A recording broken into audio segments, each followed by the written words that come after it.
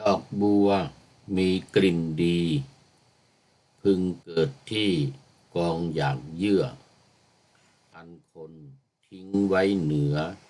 หรือบนทางใหญ่พึงเป็น ที่ชอบใจฉันใด สาวกใหญ่ย่อมโดดเด่น เมื่อปุชนเป็นดังกองหยาบเยื่อเรี่ยราย ย่อมไพโรจน์ล่วงซึ่งผู้คนถึงความมืดหลาย ด้วยปัญญาแพรวพราย ก็เป็นฉันนั่นเหมือนกัน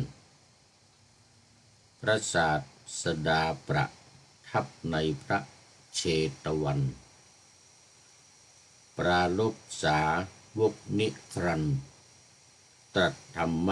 เทศนา ว่ายะถาเป็นต้น แปลไว้บนนี้แล้วหนา ความพิสดารว่าในกรุงสาวัตถีมี ชนผู้เป็นสหาย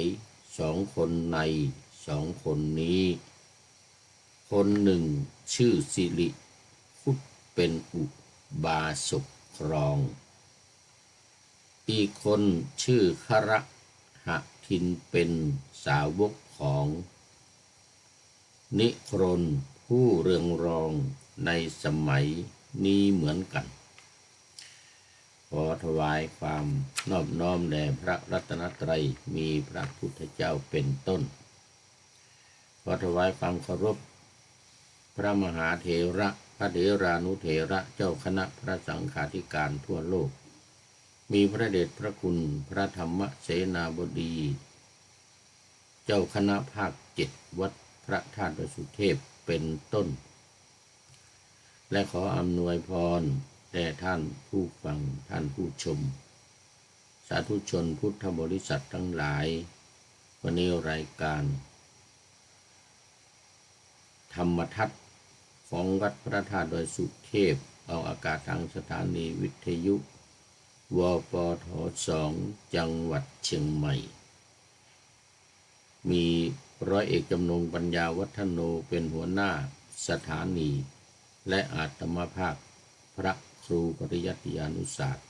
เป็นผู้บรรยาย เป็นประจำทุกวันเวลา7:30 น.เป็นต้นไปจนถึง8 นาฬิกา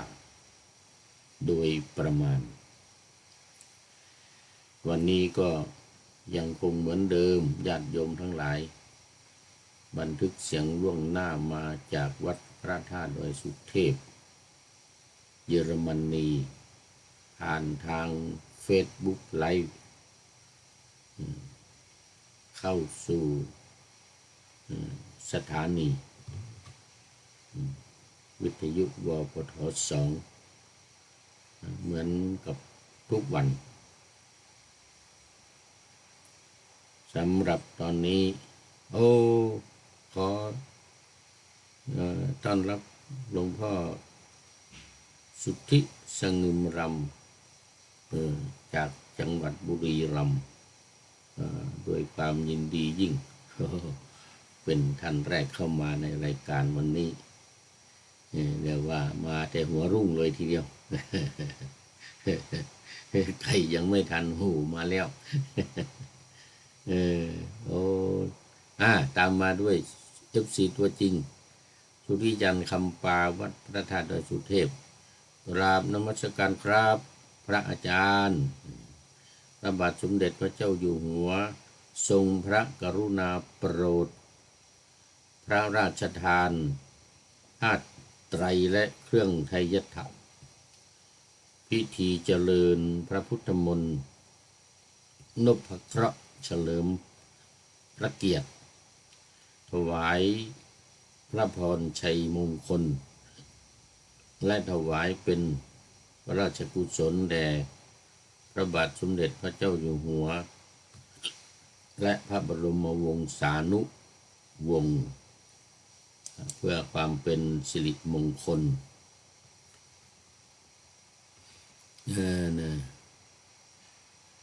เยอะกันและถวายเป็นราชกุศลเนื่องในทางโหราศาสตร์ดาว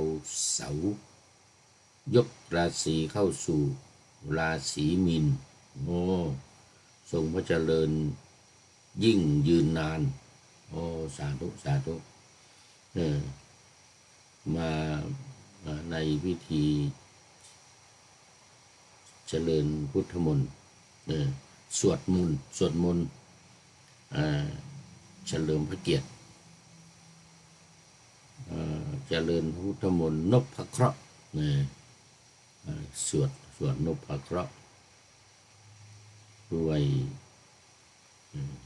ทำเป็นกระทง9 กระทงนพเคราะห์นี้ก็ตั้งแต่วันจันทร์อังคารพฤหัสศุกร์เสาร์อาทิตย์ราหูและเกตน่าจะที่วัดพระบรมธาตุดอยสุเทพวันนี้โอ้เวลา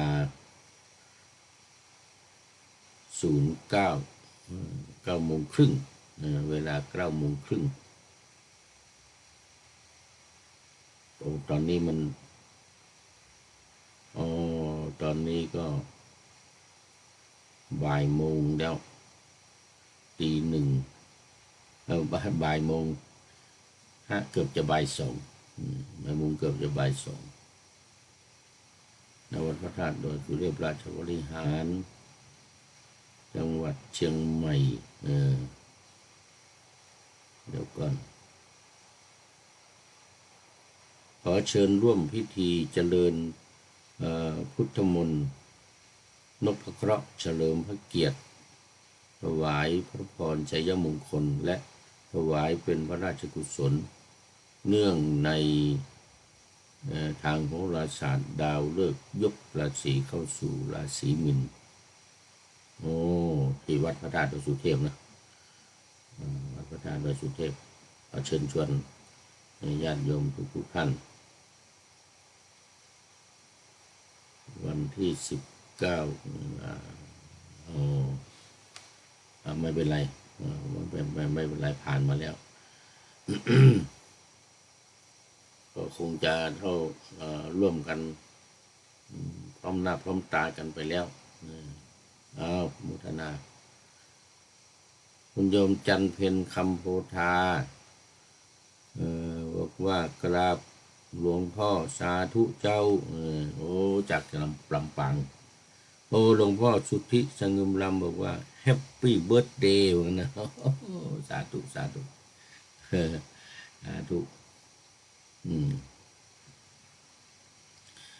สำหรับวันนี้ก็ขอประชาสัมพันธ์อีกหน่อยเกี่ยวกับงานการฉลองวัดพระธาตุดอยสุเทพเยอรมนีโยมจันเพ็ญบอกต่อกันไปวันที่25 พฤษภาคมนี้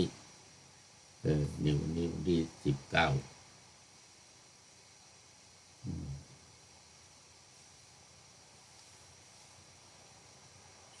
นี่หมายถึงวันที่บันทึกเสียงนี่นะที่ออกอากาศก็จะเป็นวันที่20แล้วเหลืออีก5 วันที่วัดพระธาตุดอยสุเทพเยอรมันก็จะได้มีการฉลองวันครบรอบ11 ปีของที่ก่อตั้งวัดพระธาตุดอยสุเทพมาในการนี้ท่านพระครูสมุกิตติพรรักษาการเจ้าอาวาสวัดพระธาตุดอยสุเทพเยอรมันพร้อมกับท่านอาจารย์พระมหาสมชายทิละจิตโตพระธรรมทูตสายต่างประเทศมาเยอรมันปีนี้ร่วมกันในการจัดงานเฉลิมฉลองวัดพระธาตุดอยสุเทพเยอรมันวันที่25ที่จะถึงนี้ พร้อมกันนี้ก็จะมีท่านอาจารย์ดอกเตอรชัยวิชิตพระมหาชัยวิชิตอาจารย์ดอกเตอรพระมหาชัยวิชิตและท่านอาจารย์มหาสุนทรมหาสุนทรวัดพระธาตุสุเทพสุนทรน้อย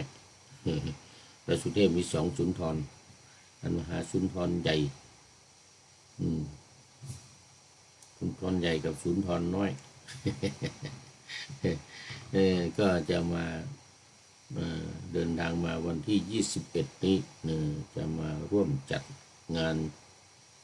เฉลิมฉลองงานยิ่งใหญ่ในครั้งนี้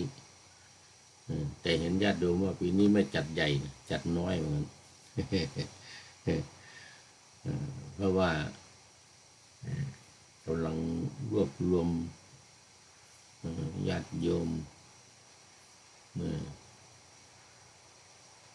เนื่องจากตอนนี้สมาคมก็ยังเป็นสุญญากาศ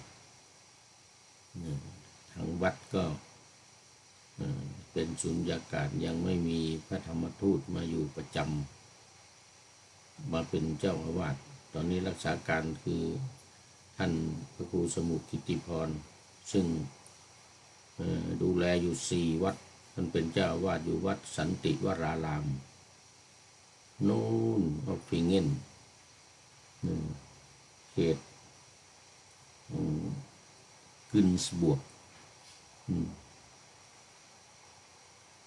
จังหวัดบาวาเรียหรือบาเยนที่นี่เขาเรียกบาเยนมารักษาการเจ้าอาวาสดูแลจัดงานกิจกรรมอะไรต่างๆตอนนี้ก็มาแล้วมาอยู่ประจำที่วัดพระธาตุสุเทพนี้มาเมื่อวันศืนแล้ว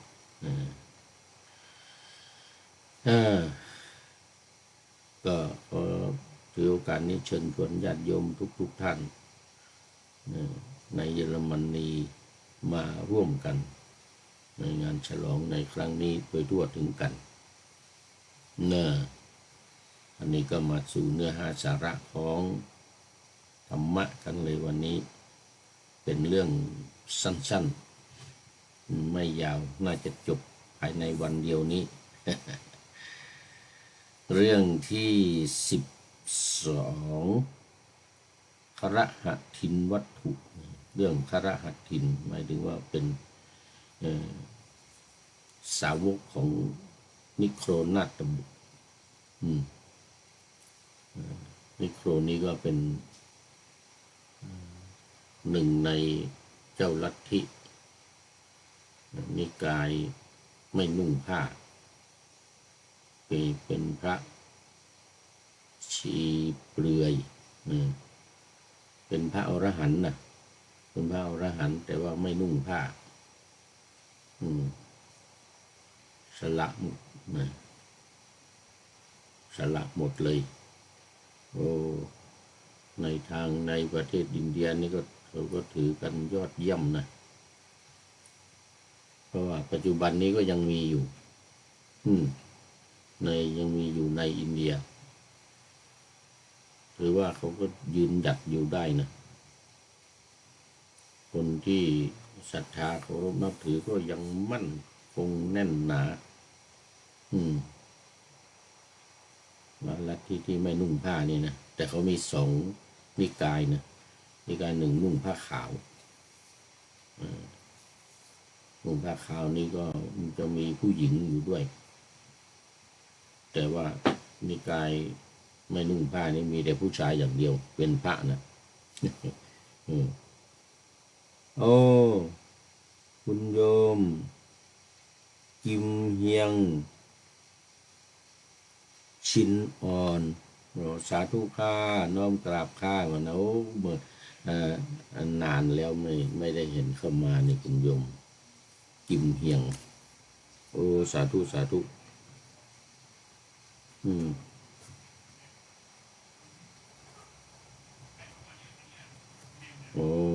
สาธุจะได้ไปดูโปรไฟล์ก่อนนะพูดถึง มาพูดถึงเรื่องของธรรมะในวันนี้ก็คือว่า ดอกบัวมีกลิ่นดีพึงเกิดที่กองหยักเยื่ออันคนทิ้งไว้เหนือหรือบนทางใหญ่พึงเป็นที่ชอบใจฉันใดคือดอกบัวเนี่ยดอกบัวที่มีกลิ่นดีมีสีสวยมีกลิ่นดีมีสีสวยเนี่ยแม้ว่าจะอยู่บนกองหยักเยื่อก็คนก็ชอบใจโอ้ขอต้อนรับคุณโยมวัฒนากันทวีกราบสาธุสาธุสาธุเจ้าค่ะนี่คุณโยมวัฒนากันทวีมาแล้วอันนี้หมู่บ้านเพื่ออาทรสันกำแพงโอ้สาธุสาธุใกล้วัดสันป่าแดง มีรายงานอะไรบ้างเนาะนี่ทางสันกำแพงเนี่ยโมทนาดอกบัวที่มีกลิ่นดีเนี่ยแม้จะอยู่บนกองหยักเยื่อเนี่ยกองขยะเนี่ยคนก็ยังชอบใจ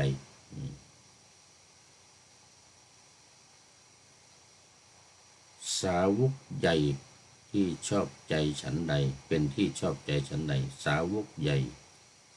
ย่อมโดดเด่นเมื่อปุถุชนเป็นดังกองหยักเยื่ออยู่เรียงรายว่ากองหยักเยื่ออยู่ที่ใดปุถุชนก็ย่อมจะโดดเด่นเหมือนกับดอกบัวที่อยู่บนกองหยักเยื่อแม้ว่าปุถุชนทั้งหลายคนทั้งหลายจะมีเรี่ยรายอยู่เป็นจำนวนมากนะเหมือนกับกองหยักเยื่อก็ตามนะก็ย่อมจะมีความไพโรจน์รุ่งเรืองร่วงซึ่ง ผู้ที่ถึงความมืดมนอนทการทั้งหลายด้วยปัญญาแพรวพรายเป็นฉันนั้นเหมือนกันคือนี่ย่อมจะเป็นผู้ที่มีปัญญารุ่งโรจน์ร่วงกับคนทั้งหลายที่เป็นปุถุชนที่มืดบอดไม่รู้อะไร ไม่รู้อะไรอันนี้เป็น เป็นธรรมะในวันนี้พระศาสดาประทับในพระเชตวันปรลสาวกนิครันก็คือนิโครนเนี่ยนิครันทักตรัสธรรมเทศนานี้ว่ายะถาเป็นต้นเป็นภาษาบาลีแล้วก็คำแปลก็คือที่แปลไว้แล้วยะถาเป็นต้นแปลไว้บนนี้แล้วหนาความพิสดารว่าในกรุงสาวัตถีมีชนผู้เป็นสหาย2 คนใน2 คนนี้คนหนึ่งชื่อสิริคุตเป็นอุบาสกรองอีกคนชื่อคระหทินเป็นสาวกของนิครนผู้เรืองรองในสมัยนี้เหมือนกันคือศาสดามหาวีระที่ว่าเป็นนิโครนเนี่ยนะเป็นผู้ที่ตรัสรู้เป็นพระอรหันต์แบบไม่นุ่งผ้าเนี่ย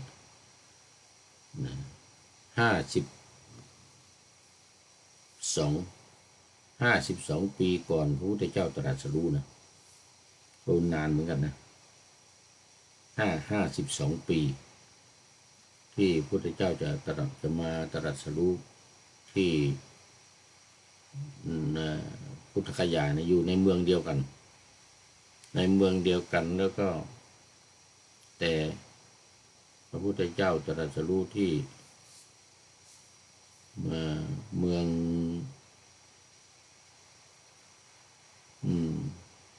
เลยราชคฤห์นี้ไปหน่อย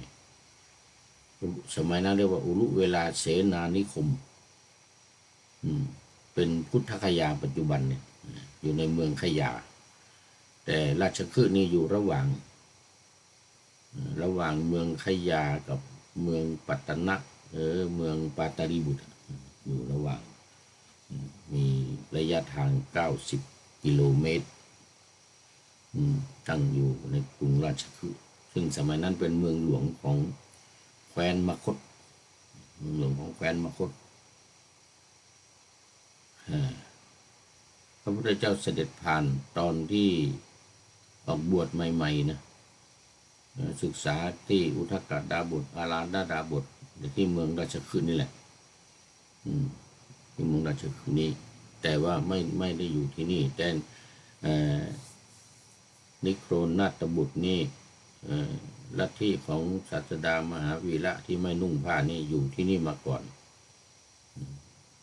รุ่งเรืองมีคนเคารพนับถือมากอยู่ที่เมืองราชคฤห์นี้ตรัสรู้อยู่ที่บนภูเขาเวภาละสมัยหลังมาสมัยพระเจ้าอาชาศัตรูมานี่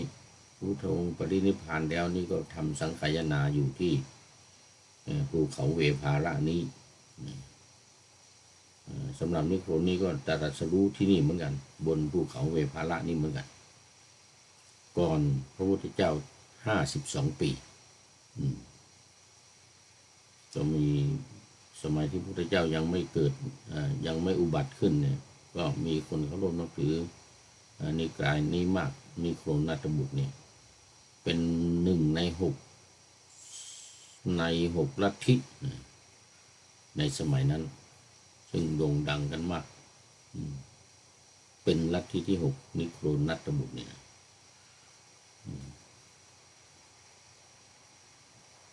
อันนี้ก็ในเรื่องนี้คฤหัสถินนี่ก็มีสหาย2 คนคนหนึ่งชื่อสิริคุตคนหนึ่งชื่อคฤหัสถินสิริคุตนี่เป็นอุบาสกในพระพุทธศาสนาส่วนคฤหัสถินนั้นเป็นสาวกของนิโครนาถบุตรบุตรของนักฟ้อนนิโครนี้2 คนนี้เนี่ยใน2 คนเนี่ยนิโครสิริคุตอยู่ในพุทธศาสนาเป็นอุบาสกส่วนสาวกของพระนิกายไม่นุ่งผ้าเนี่ยนิกายของนิโครเขาก็พูดบอกให้คฤหัสถินลูกศิษย์เนี่ยไปพูดกับสิริคุตว่าโอ้จะไปทำไมในสำนักของศาสดาพระโคดมมันไปศาสดาของพระโคดมได้อะไรต้องมาที่พระผู้เป็นเจ้าของเรานี่เป็นพระอรหันต์ในนิกายนิโครนาถบุตรนี่ที่ไม่นุ่งผ้านี่เป็นพระอรหันต์รู้ทุกสิ่งทุกอย่างทั้งในอดีตในอนาคตและปัจจุบันเลยนะจะรู้เหตุการณ์อะไรได้ทั้งหมดก็ไปพูดให้ไปพูดบ่อยๆเนืองๆบอกให้ไปพูดเรื่อยๆในที่ทั้งหลายนะไม่ว่าจะนั่งนอนยืนอย่างไรก็พยายามไปพูดเพราะเป็นสหายกันมาวันหนึ่งสิริคุตผู้เป็นอุบาสกเนี่ยก็รำคาญขึ้นมาก็เลยถามว่าแล้วมันอาจารย์ของท่านพระผู้เป็นเจ้าของท่านเนี่ยที่ไม่นุ่งเสื้อไม่นุ่งผ้าเนี่ยนะมีดียังไงวะงั้นนะมีดียังไงก็พระรหัสถินนี่ก็เล่าให้สิริคุตฟังว่าโอ้เป็นผู้ที่รู้ทุกสิ่งทุกอย่างในโลกนี้ไม่มีอะไรที่ไม่รู้เลยนะสิ่งที่ไม่รู้นี่ไม่มีรู้หมดคล้ายเป็นสัพพัญญูอย่างนั้นนะ รู้ทุกสิ่งทุกอย่างทุกสิ่งทุกอย่างทั้งปวงโอ้ถ้าอย่างนั้นก่อนนิมนต์มารับประทานอาหารมารับทายทานที่บ้านของฉันเหมือนกันนะศิริกูดบอกโอ้ตอนนี้ก็คุณโยมฝนศรีลานี่จากแม่แจ่มจังหวัดเชียงใหม่สาธุกราบสาธุสาธุเจ้าโอ้นี่เข้ามาเนี่ยเป็นท่านสุดท้ายหมดเวลาพอดีเนี่ยคุณโยมฝนศรีลาเข้ามานี่หมดเวลาพอดีเลยนะมาถึงตอนที่ศิริคุตอุบาสกนิมนต์นิโครนทั้งหลาย500ที่เป็นอาจารย์ของคฤหัสถินเนี่ยนะมารับทายทานมา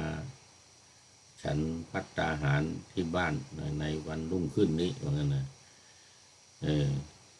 ฝ่ายคฤหัสถินนี่ก็รีบไปบอกให้แก่นิโครนทั้งหลายพระผู้เป็นเจ้าผู้เป็นพระอรหันต์ทั้งหลายของคฤหัสถินเนี่ยนะมารับทายทานมาฉันภัตตาหารที่บ้านของสหายบ้านของสหายคฤหัสถินโอ้นิโครนทั้งหลายก็ว่าโอ้ดีแล้วนะการงานของเรานี่เสร็จแล้วนะที่ให้ท่านพยายามไปพูดกับศิริคุตนะดีแล้วเหมือนกันเสร็จแล้ววันรุ่งขึ้นในตอนเย็นเนี่ยศิริคุตนี่ก็ให้คนขุดหลุมเป็นรางระหว่างบ้านระหว่างเรือนหลังหนึ่งไปหาเรือนหลังหนึ่งเนี่ยแล้วก็เอาคูดมาใส่ไว้เต็มเลยเป็นหลุมคูดกว้างใหญ่แล้วก็ทำแผ่นไม้แผ่นกระดานวางทับเอาไว้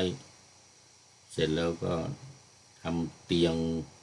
เป็นที่นั่งเป็นอาสนะนั่งอย่างดีแต่ว่าเอาเชือกขึงไว้ที่เท้าของเตียงนั่นนะข้างหนึ่งก็เอาไปไว้ที่ปากหลุมแล้วก็เอาปิดไว้อย่างดีปูอาสนะไว้อย่างดีเป็นที่นั่ง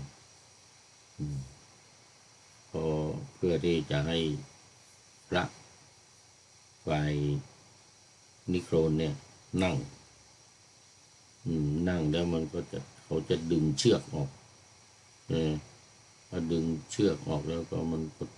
จะตกลงไปในหลุมคูดนั่นนะในหลุมขี้นะแต่ว่ามันยังไม่ทันมาวันนี้เวลาหมดเดี๋ยวได้เล่าในวันเดือนต่อไปจะมาเล่าว่าพระนิโครนพระชีเปื่อยในตกหลุมคูดยังไงนี่โยมฝนศรีลาเป็นด้านสุดท้ายวันนี้โยมวัฒนากันทวีโยมฝนศรีลา หลายท่านที่เข้ามาแล้วก็ขอโมทนาเป็นอย่างยิ่งก็นำรายการธรรมะทัดไปก่อนเดี๋ยวจะย้อนมาใหม่ในวันหลังเพื่อให้ท่านทั้งหลายได้รับฟังพระธรรมเทศนังเหมือนดังเดิมขอเจริญพร